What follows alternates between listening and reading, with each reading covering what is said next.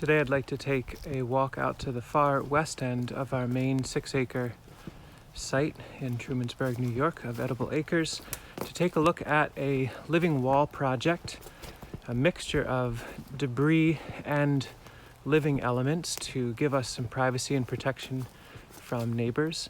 And so in this video I'm going to go into great detail about the project that we're chipping away at. That's the far western wall over there. Fun to see the pond is still holding water really nicely. The level hasn't changed much at all. But just, 20-30 yards to the west is our property line. This is the western boundary between our property and our neighbor's orchard.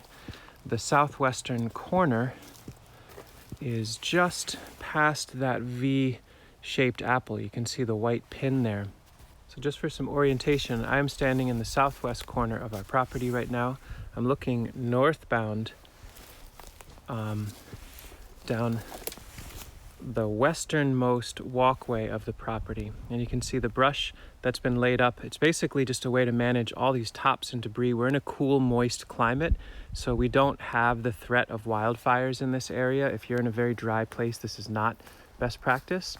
But the theme has been, as we cut and clear the landscape in order to develop it into other successional directions, all those tops and debris, if they're not made into biochar, get woven in, and it makes amazing habitat for rabbits down low and birds all throughout.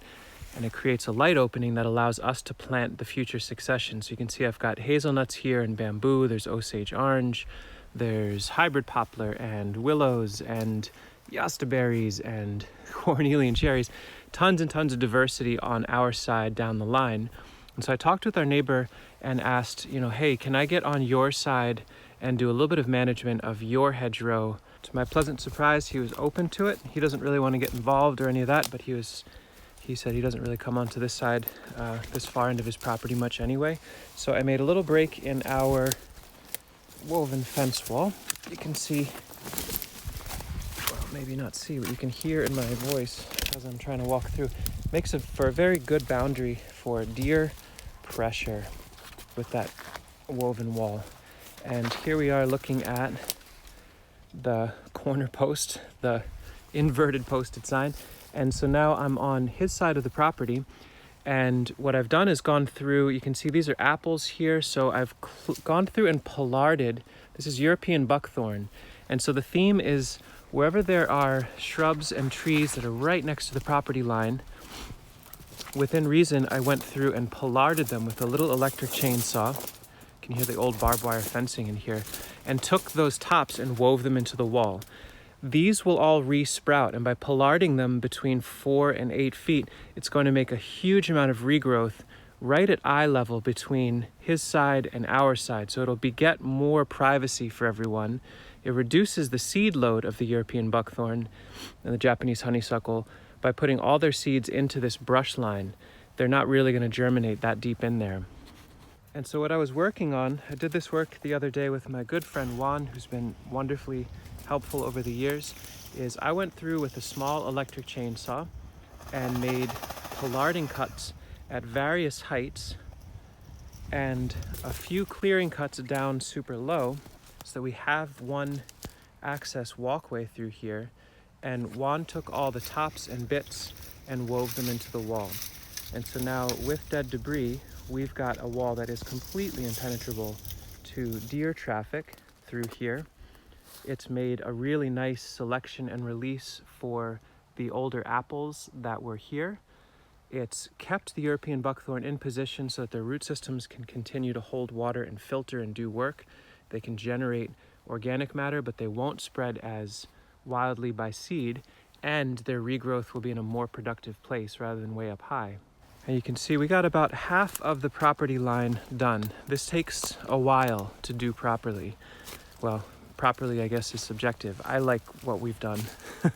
I know this isn't a proper hedge laying operation, but it's pretty functional for what we need. So you can see we've got a channel through here for management. This also is access that deer can move through. They can't easily get to our side, but they can bed down in here if they need privacy and protection. You can see this is a fresh pollarding cut on European buckthorn done the other day. And this gives you a sense, this was done 2 years ago. And so these are all regrowth. When these green up, they'll make incredibly dense foliage right where we need it, rather than foliage way up high casting shade on our production plants. It'll put all of the foliage where we want it. And you can see by cutting all that material and weaving it densely into this fence, it's a short commute for the material. So we're not bringing a chipper, we're not burning, we're not doing anything dangerous with it. We're just moving it a little bit and weaving it right in, right on the property line.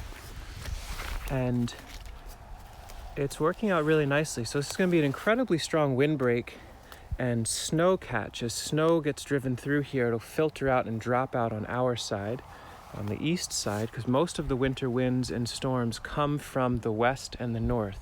So this is an incredibly interruptive moment for the weather with all this complexity. And what I tried to focus on doing is making some cuts on his far side, but not a tremendous number, so that when he looks over here, it'll look like there's not much that was done. In fact, when I come out into his field and I look towards our property from his vantage point, you can see there's very minimal number of cuts that you see on the shrubs that present to him. So we got permission to do this, but I didn't want to make it this intense looking change that was kind of visually shocking for him. So that's what's cool about this. We had enough thickness of hedgerow to work with that could really leave it. I mean, of course, you can see some cuts here or there, but it doesn't look that modified. But when I push in, bear with me for a moment as I get into here.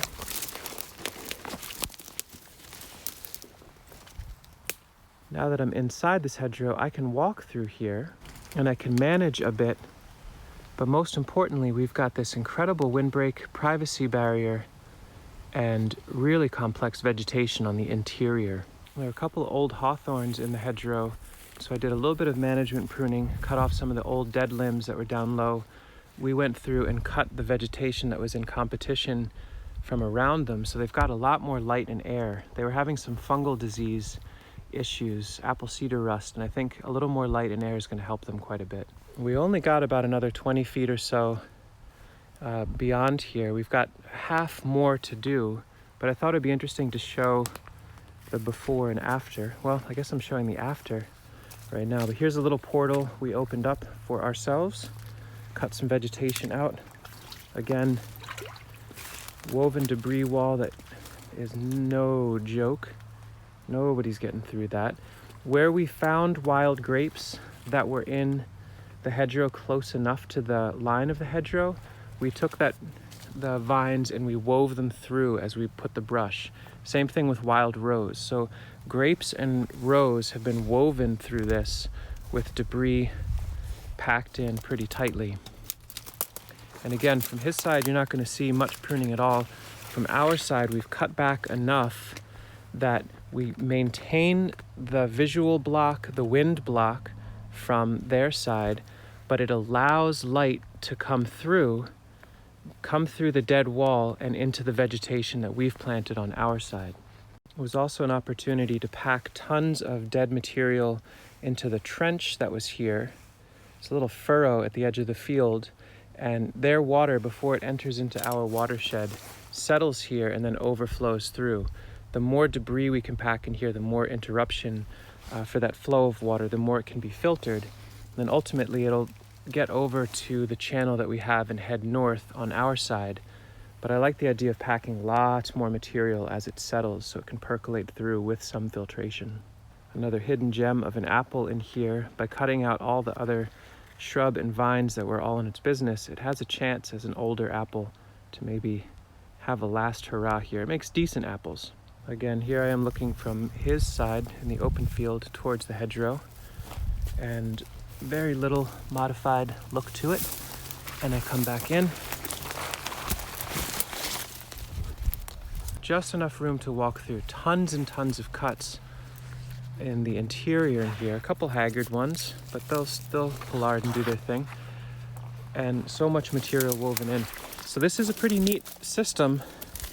Slow and steady, it allows us to knock back some invasives or challenging plants, get some more light late day light to enter into our side of the property to stimulate growth of the future of this succession that we want to facilitate. Give a space for deer to sleep, but not easily enter. Make tons and tons of habitat for wild birds and rabbits, and do some water filtration while it's at it. So lots more work to do. Well, halfway there. But for now, I'm gonna call it good and go back through to our side. Do this one little portal that we're leaving open. We don't want to tell the deer that they absolutely can't come in, but I also don't want them to just come and go anywhere they please. I'd like to know where they're actually coming and going, and once in a while be able to block them out if we don't want them. But there it is on our side, pile of debris on the common property line, modified on their side pretty heavily, just enough though so that they can't really see it from their field. And hopefully that was informative. Let me know if you have any questions.